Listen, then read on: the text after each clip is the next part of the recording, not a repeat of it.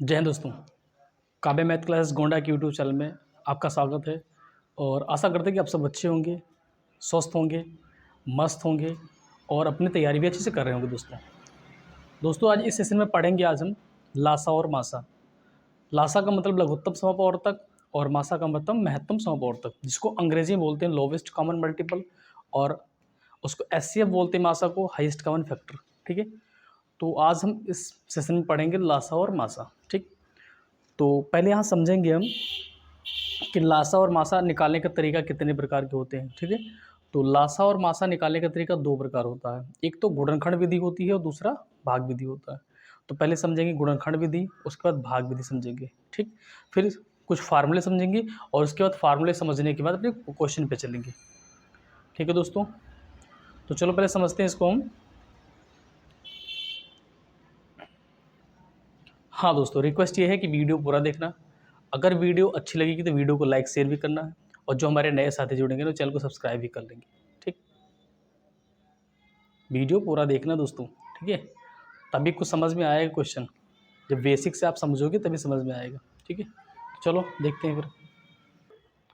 हाँ दोस्तों, पहले लासा और मासा के डिफिनेशन को समझते हैं। ठीक है, तो दो या दो से अधिक संख्याओं का मासा मतलब महत्तम समपवर्तक वह अधिकतम संख्या है जो दी गई संख्याओं को पूर्णतः विभाजित करती हो।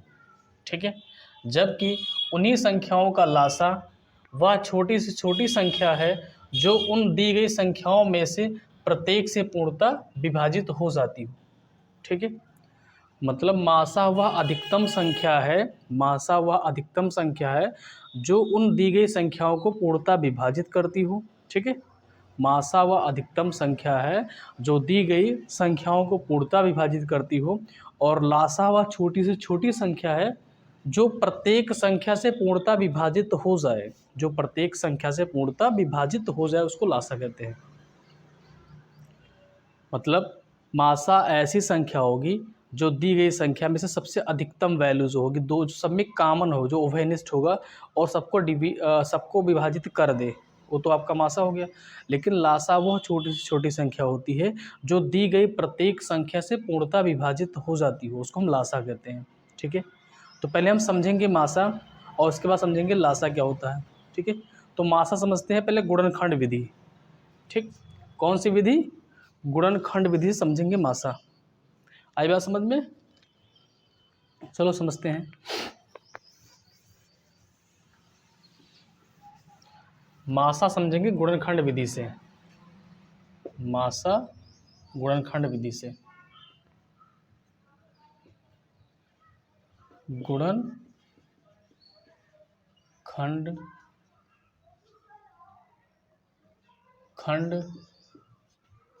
विधि। ठीक, और इधर समझेंगे भाग विधि।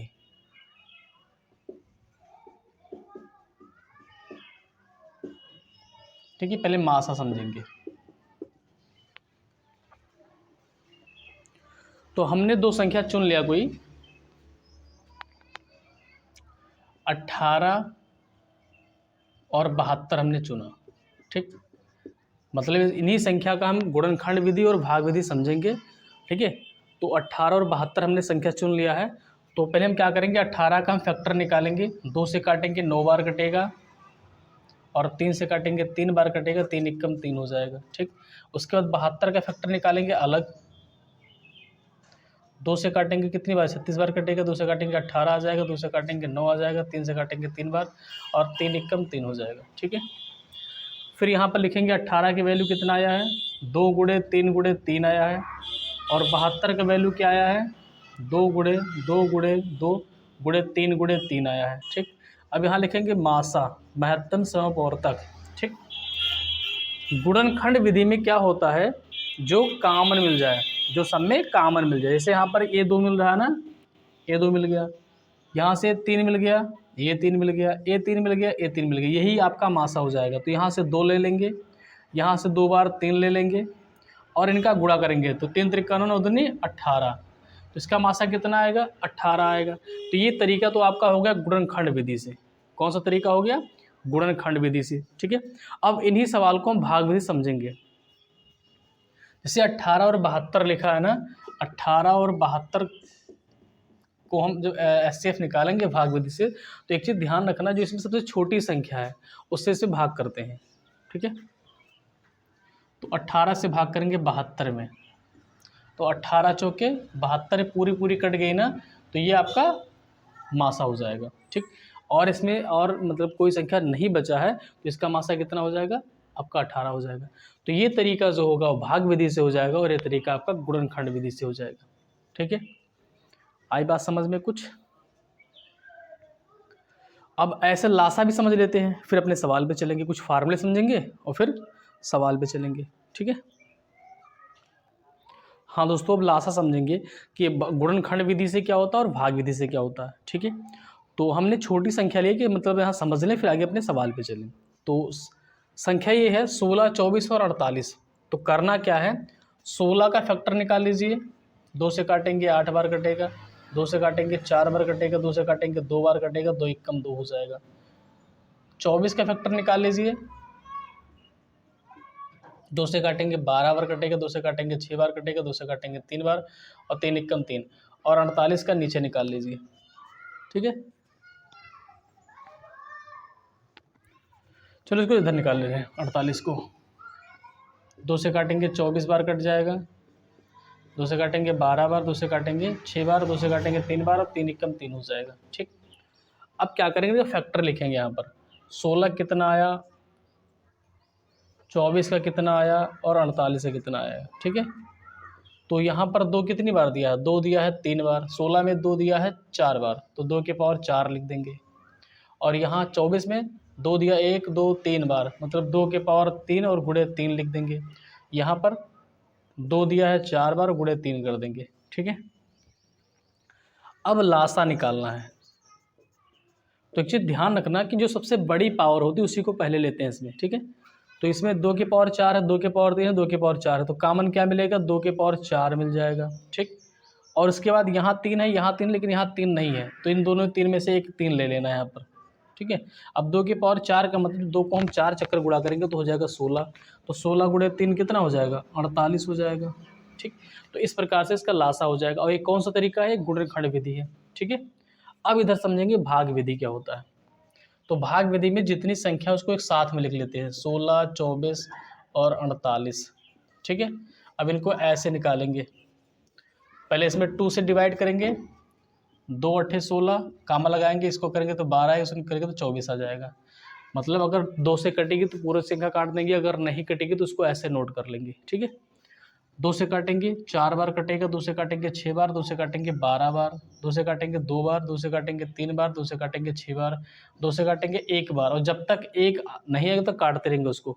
लेकिन 2 से जो है 3 पूरी पूरी नहीं कटी, इसको ऐसे नोट कर लेंगे, और 2 3 6 3 इसको नोट कर देंगे। अब ये 3 से काटेंगे तो 1 ऐसे नोट कर लो, 3 एक कम 3 और 3 एक कम 3, ठीक है। अब इनका लासा निकालो आप, तो इन्हीं गुणा कर लेना है, 2 दूनी 4, 4 दूनी 8, 8 दूनी 16, 16 तिया 48, तो इसका लासा कितना हो जाएगा, 48 हो जाएगा, ठीक है। अब 48 जो है 16 से भी कट जाएगा, 24 से भी कट जाएगा, और 48 से भी कट जाएगा। तो लासा का मतलब ये हुआ कि ऐसी संख्या जो दी गई प्रत्येक संख्या से पूर्णतः विभाजित हो, उसी को लासा कहते हैं, ठीक है। तो ये तरीका आपका भाग विधि था, और ये तरीका आपका गुणनखंड विधि था। तो दोनों तरीका हम सीख चुके हैं, और अभी इसमें कुछ फार्मूले समझेंगे और फिर अपने सवाल पे चलेंगे, ठीक है दोस्तों।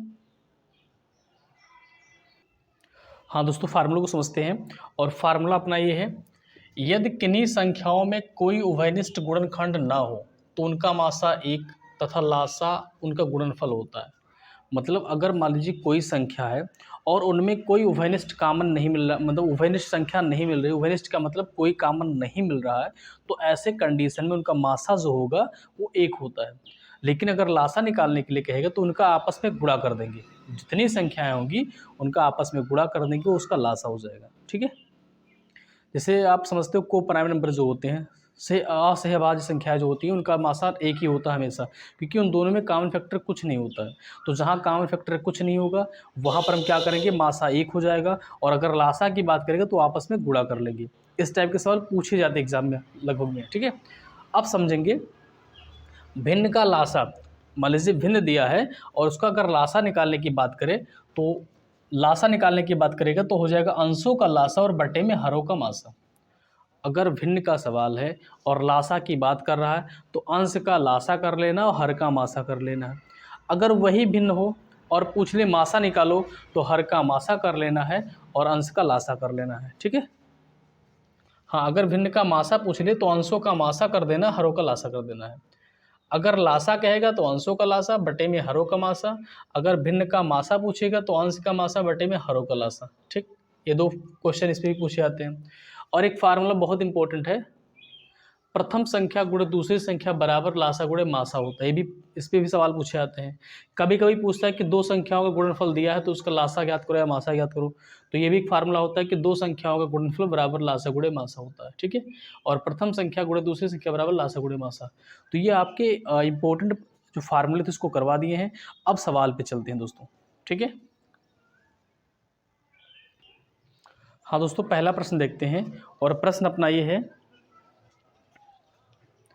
कि 66, 198 और 154 का महत्तम समापवर्तक क्या होगा। ऑप्शन आपका ये है 66, बी है 33, सी है 44 और डी है 22। ठीक है, तो सबसे पहले क्या करेंगे, हम तरीका यहाँ लगाएंगे, गुणनखंड विधि से इसको निकालना सीखेंगे। ठीक है, तो क्या करेंगे, 66 यहाँ लिख देंगे, 198 यहाँ लिख देंगे और 154 यहाँ लिख देंगे। इनका फैक्टर निकालेंगे।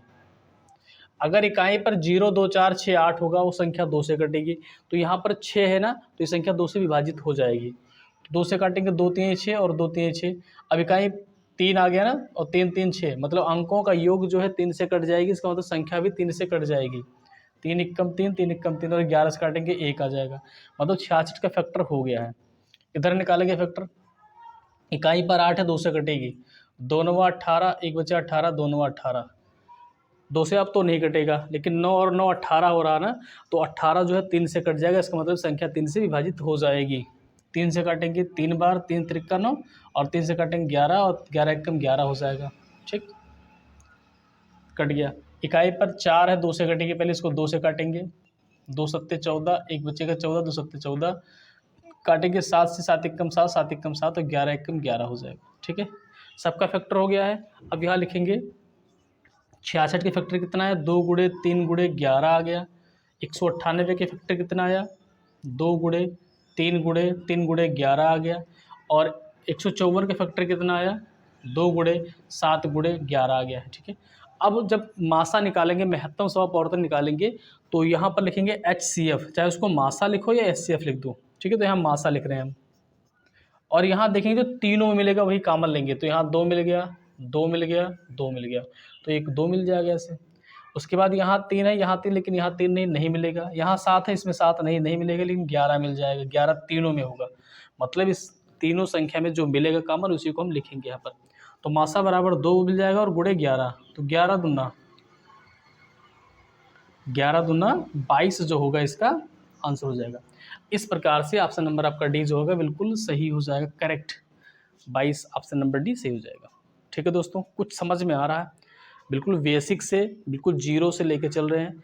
आगे जैसे हम आगे अगला वीडियो शूट करेंगे या बनाएंगे तो उसमें और क्वेश्चन को इसका लेवल बढ़ा के उस क्वेश्चन करवाएंगे। ठीक है, तो अभी पहला स्टार्टिंग क्वेश्चन था, ये आसान क्वेश्चन है। अभी 2-4 क्वेश्चन आसान लगाएंगे, उसके बाद इसका लेवल बढ़ा दिया जाएगा। ठीक, हाँ दोस्तों, अगला सवाल देखते हैं। सवाल अपना ये है, 2 के पावर 3 गुणे 5 के पावर 3 गुणे 7 के पावर 3 ब्रैकेट कामा 2 के पावर 2 गुणे 3 के पावर 5 गुणे 5 के पावर 2 गुणे 7 के पावर 4 ब्रैकेट कामा 2 के पावर 2 गुणे 3 के पावर 2 गुणे 5 और गुणे 2 के पावर 2। ठीक है, का मासा ज्ञात करो। ऑप्शन आपका ये है 980, बी है 880, सी है 780 और डी है 672। ठीक है, तो अगर इस टाइप का सवाल कहीं मिले तो पहले इसको ऐसे नोट कर लीजिए, 2 के पावर 3 गुणे 5 के पावर 3 गुणे 7 के पावर 3, इसको ऐसे नोट कर लीजिए। 2 के पावर 2 गुणे 3 के पावर 5 गुणे 5 के पावर 2 गुणे 7 के पावर 4, इसे नोट कर लीजिए। और फिर 2 के पावर 2 गुणे 3 के पावर 2 गुणे 5 और गुणे 2 के पावर 2। फिर 2 को पकड़िए, इसमें 2 है तो 2 को देख लीजिए, 2 भी सबसे छोटा कॉमन। अगर मासा निकालने के लिए कहेगा तो सबसे छोटा पावर जो उसको लिखेंगे। तो 2 के पावर 3 है, 2 के पावर 2 है, 2 के पावर 2, तो मासा में क्या मिलेगा, 2 के पावर 2 मिल जाएगा, गुणे लगा दो।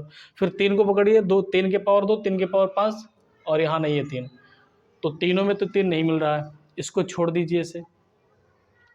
5 को पकड़िए, 5 के पावर 1 यहाँ माना जाएगा, इस 5 को ले लीजिए, ठीक है। और एक मिनट दोस्तों, सवाल हम गलत नोट कर लिए हैं। हाँ, यहाँ 7 के पावर 2 होगा, 2 के पावर 2 नहीं होगा, 7 के पावर 2 हो जाएगा, यहाँ पर भी 7 के पावर 2 हो जाएगा, ठीक है। अब 2 पकड़ लिए, 3 तो मिलेगा नहीं, 5 तीनों मिल रहा है, तो 5 के पावर एक छोटा पावर लेना है जिसमें कम पावर लगा हो, तो 5 के पावर 1 हो जाएगा, 7 के पावर 2 यहाँ, 7 के पावर 4 यहाँ, 7 के पावर 3 यहाँ, तो 7 के पावर 2 यहाँ ले लेंगे। अब इनका गुणा करेंगे तो 2 दूनी 4 गुणे 5 और 7 सता 49, 5 चौक 20 और गुणे 49, जब गुणा करेंगे तो हो जाएगा 980। तो इसका आंसर जो होगा मासा कितना है, 980 हो जाएगा। ऑप्शन नंबर आपका ये सही हो जाएगा, ठीक है दोस्तों। अगर इस टाइप का सवाल कहीं मिलेगा और मासा निकालने के लिए कहेगा, तो हमें क्या करना है, उसमें देखना है कि जो संख्या कॉमन मिल रही है उसमें सबसे कम पावर वाला, जिस पे कम पावर लगा उसी को लेना है, कॉमन मिलेगी तो। अगर कॉमन नहीं मिले इसको छोड़ दीजिए इसे, ठीक है। तो यहाँ पर देखिए कि 2 के पावर 2 कम पावर है, 3 के पावर यहाँ है, लेकिन यहाँ 3 के पावर 5 है, लेकिन यहाँ पर 3 नहीं है, इसको छोड़ देंगे। 5 के पावर 1 2 और 5 के पावर 3, तो 5 के पावर 1 ले लेंगे, और 7 के पावर 2, 7 के पावर 4, 7 के पावर 3, तो 7 के पावर 2 ले लेंगे। जब इनका गुणा करेंगे तो हो जाएगा 980। इस प्रकार से इसका आंसर जो हो जाएगा 980 हो जाएगा दोस्तों। हाँ दोस्तों, अगला प्रश्न देखते हैं, और प्रश्न अपना ये है कि 24, 36, 54, 72, 96 का लासा ज्ञात करो। ऑप्शन आपका ये है 864, बी है 766, सी है 874 और डी है 888, ठीक है। 24, 36, 54 और 72 और 96 का लासा निकालना है। तो लासा हम निकालेंगे गुणनखंड विधि से। क्या निकालेंगे? गुणनखंड विधि से निकालें तो थोड़ा लंबा हो जाएगा, तो इसको भाग विधि से निकाल लेते हैं, आसान हो जाएगा थोड़ा, ठीक है। तो लिखेंगे 24, 36, 54, 72 और 96। एक लाइन खींच देंगे बड़ी से, इसको निकालते चलेंगे इससे। 2 से काटेंगे 12 बार कट जाएगा, 2 से काटेंगे 18 बार, 2 से काटेंगे 27 आएगा, 2 से काटेंगे 36 आएगा, 2 से काटेंगे 48 आ जाएगा, ठीक है दोस्तों। 2 छंग 12, 2 9 18, 2 से काटेंगे 27 नहीं कटेगा, इसको ऐसे नोट कर लो। 2 से काटेंगे 18 आएगा, 2 से काटेंगे 24 आ जाएगा। 2 से फिर काटेंगे 3 आएगा, 9 ऐसे नोट कर लो, 27 नोट कर लो, 9 आएगा, इसको 12 आ जाएगा। अभी भी 2 से कटेगा, तो 2 ऐसे काटो, 3 ऐसे नोट करो, 9 ऐसे नोट करो, 27 को ऐसे नोट कर लो, 9 को नोट करो, 6 आ जाएगा। अभी भी ये 2 से कट जाएगा, जब तक 2 से कटेगा उसको काटते रहेंगे, ठीक है। तो 3 ऐसे नोट कर लो, 9, 27 और 9 और 2 3 6। अब 3 से भाग करो, 3 इक्कम 3, 3 त्रिक्का 9, 3 9 27, 3 त्रिक्का 9, 3 इक्कम 3। फिर 3 से काटो, 1 नोट करो, 1, 3 त्रिक्का 9, 3 इक्कम 3, 3 इक्कम 3। अब फिर 3 से कटेगा, 1 बच गया, 1 1 1। जब तक 1 नहीं आएगा काटते रहेंगे इसको दोस्तों, ठीक है। तो ये पूरा पूरा डिविजिबल हो गया, सबका फैक्टर 1 तक आ गया है। अब यहाँ लिखेंगे लासा, इन्हीं को गुणा कर लेंगे। 2 दूनी 4, 4 दूनी 8, 8 दूनी 16, 16 दूनी 32 लिखेंगे ऐसे, और गुणे 3 त्रिक 9 त्रिक 27। अब गुणा कर देंगे, 27 दूना 54 के 4, हासिल आई 5 और 27 तियाँ 81 और 5 86, 864। ये इसका आंसर हो जाएगा, ठीक है दोस्तों।